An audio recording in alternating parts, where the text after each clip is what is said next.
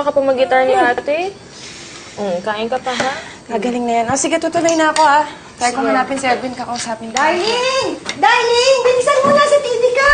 Halika na, dali! Faith, dali.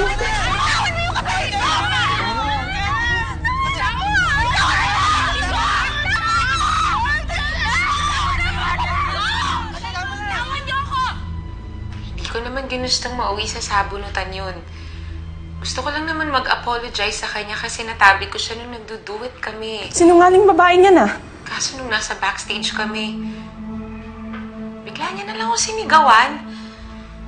Ako na nga yung nagpapakumbaba. Ako pa yung binastos. Nilait-lait niya ako. Siyempre, lumaban ako, diba? Tao lang naman ako eh. Nasasaktan din. I've never been insulted this way. Si Darling lang po ang gumawa nun sa akin. At yun po yung totoo.